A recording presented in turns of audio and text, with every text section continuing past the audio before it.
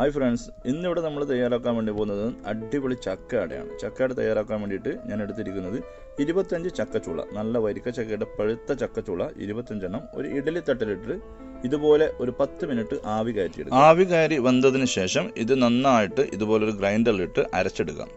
അരച്ചെടുത്ത ഈ ചക്ക ഒരു പാത്രത്തിലേക്ക് മാറ്റി 250 ഗ്രാം ശർക്കര ഉരുക്കിയത് കൂടി അതിനകത്തേക്ക് ചേർത്ത് കൊടുക്കാം. ശർക്കര ഉരുക്കിയത് ചേർത്ത് കൊടുത്തതിന് ശേഷം ഇത് നന്നായിട്ടൊന്ന് മിക്സ് ചെയ്തെടുക്കാം. ഇതുപോലെ നന്നായിട്ട് ചെറിയ തീയിൽ വെച്ച് മിക്സാക്കി എടുക്കാം. ഇതിപ്പോൾ നന്നായിട്ട് മിക്സായിട്ട് വന്നിട്ടുണ്ട്. ഈ മിക്സായി വന്നിരിക്കുന്ന ചക്കയിലേക്ക് ഇനി നമ്മൾ ചേർക്കുന്നത് 1/4 ടീസ്പൂൺ ജീരകപ്പൊടി അല്ലെങ്കിൽ ചുക്കുപൊടി, നിങ്ങൾക്ക് ഏതാണോ ഇഷ്ടം അത് ചേർത്ത് കൊടുക്കാം. ഇപ്പോൾ ഞാൻ ജീരകപ്പൊടി ചേർത്ത് കൊടുത്തിട്ടുണ്ട്. എന്നിട്ട് ഇത് നന്നായിട്ടൊന്ന് മിക്സ് ചെയ്തെടുക്കാം. ഇപ്പോൾ ഇത് നന്നായിട്ട് മിക്സായി വന്നിട്ടുണ്ട്. ജീരകപ്പൊടി എല്ലായിടത്തേക്കും എത്തിയിട്ടുണ്ട്. ഇനി അടുത്തതായിട്ട് ഞാൻ ഇതിലേക്ക് ചേർക്കുന്നത് പത്തരിപ്പൊടിയാണ്. പത്തരിപ്പൊടി 1 കപ്പ് പത്തരിപ്പൊടി ആദ്യം കുറച്ച് ചേർക്കുക. എന്നിട്ട് ഇതുപോലെ മിക്സ് ചെയ്യുക. വീണ്ടും ബാക്കിയുള്ളത് കൂടി ചേർത്ത് ഇതുപോലെ മിക്സ് ചെയ്തെടുക്കുക. ചെറിയ തീയിൽ വെച്ചിട്ട് ഇതുപോലെ നന്നായിട്ട് മിക്സ് ചെയ്തെടുക്കാം. ഇതിപ്പോൾ നന്നായിട്ട് മിക്സായിട്ട് വരുന്നുണ്ട്. ഒരു 2-3 മിനിറ്റ് കൂടി നമ്മളിതിങ്ങനെ മിക്സ് ചെയ്ത് കൊടുത്തു കഴിഞ്ഞാൽ നന്നായിട്ട് മിക്സായിട്ട് വരും. ഇപ്പോൾ ഇത് നന്നായിട്ട് മിക്സായി വന്നു.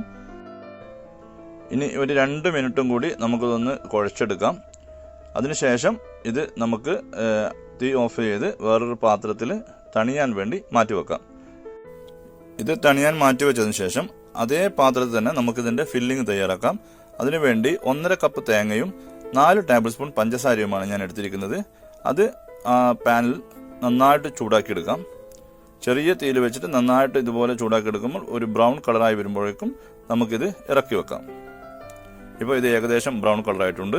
നമുക്കിതിവിടെ മാറ്റിവെക്കാം. അടുത്തതായിട്ട് നമുക്ക് നേരത്തെ തയ്യാറാക്കി വെച്ചിരിക്കുന്നത് നമ്മുടെ ചക്ക അരച്ചത്, അത് നമുക്ക് ഒരു ബോളാക്കി എടുത്ത് ഇതുപോലെ ഒരു വാഴയിലയിൽ ഇങ്ങനെ റൗണ്ട് ഷേപ്പിൽ പരത്തിയെടുക്കാം. ഇതുപോലെ കൈവച്ച് റൗണ്ട് ഷേപ്പിൽ പരത്തിയെടുക്കാം. അതിനുശേഷം ഇതിനകത്തേക്ക് നമ്മുടെ തേങ്ങ പഞ്ചസാര ചേർത്ത ഫില്ലിങ്, ഇനി വെള്ളം ഇഷ്ടമുള്ളവർക്ക് വെള്ളം, ശർക്കര അതൊക്കെ ചേർത്ത് കൊടുക്കാം.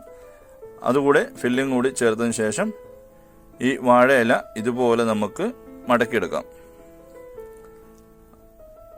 ഇതുപോലെ വാഴയില മടക്കിയെടുക്കുമ്പോഴേക്കും നമ്മുടെ ചക്ക അട തയ്യാറാക്കാനുള്ള ഫില്ലിങ് റെഡിയായി. ഇനി നമ്മളൊരു ഇഡലി തട്ട് ചൂടാക്കിയെടുക്കുകയാണ്. വെള്ളത്തിൽ ആവി കയറ്റുകയാണ്. അതിനുശേഷം ഇതുപോലെ എല്ലാ അടയും, നമ്മുടെ ചക്ക അടയും വാഴയിലോട് കൂടി തന്നെ ഇതിനകത്തേക്ക് വെച്ചു കൊടുക്കുക. ഒരു 15-20 മിനിറ്റ് ഇതുപോലെ നമുക്കിതിനകത്തേക്ക് ആവി കയറ്റിയെടുക്കുന്നതോട് കൂടിയിട്ട് നമ്മുടെ ചക്ക അട തയ്യാറാകും. ഇപ്പോൾ നമ്മളെല്ലാ അടയും ഇതിനകത്ത് വെച്ചു കൊടുത്തു. 20 മിനിറ്റ് കഴിഞ്ഞിട്ടുണ്ട്. ഇപ്പോൾ നമ്മുടെ ചക്ക അട ഇവിടെ റെഡിയായിട്ടുണ്ട്. നമുക്കിതിന് തീ ഓഫ് ചെയ്ത് നമുക്കൊരു വേറൊരു പാത്രത്തിലേക്ക് മാറ്റി നമുക്ക് നോക്കാം. ഇപ്പോൾ നമ്മളിതൊരു പാത്രത്തിലേക്ക് മാറ്റിയിരിക്കുകയാണ്. ചക്കയട നമുക്കിത് തുറന്നു നോക്കാം. വളരെ നല്ല രീതിയിൽ തന്നെ നമ്മുടെ ചക്കയട റെഡിയായിട്ടുണ്ട്. വളരെ ടേസ്റ്റിയാണ്. നിങ്ങളെല്ലാവരും ഇത് ട്രൈ ചെയ്ത് നോക്കുക. എല്ലാവർക്കും ഇത് ഇഷ്ടപ്പെടുന്ന ഒരു ഐറ്റമാണ്. എല്ലാവർക്കും വളരെയധികം ഇഷ്ടപ്പെടും. നല്ല പോഷക ഗുണമുള്ള ഒരു സാധനം കൂടിയാണ്. അപ്പോൾ നിങ്ങൾക്ക് എല്ലാവർക്കും ഈ വീഡിയോ ഇഷ്ടപ്പെട്ടു എന്ന് ഞാൻ കരുതുന്നു. നിങ്ങളെല്ലാവരും ഇത് ട്രൈ ചെയ്ത് നോക്കി നിങ്ങളുടെ കമൻറ്റ് കൃത്യമായി കമൻറ്റ് ബോക്സിൽ അറിയിക്കുക. എന്നും പറയുന്നത് പോലെ തന്നെ സബ്സ്ക്രൈബ് ചെയ്യാത്തവർ തീർച്ചയായിട്ടും സബ്സ്ക്രൈബ് ചെയ്യുക. അപ്പോൾ അടുത്ത ഒരു വീഡിയോയിൽ കാണുന്നവരെ എല്ലാവരോടും ഗുഡ് ബൈ.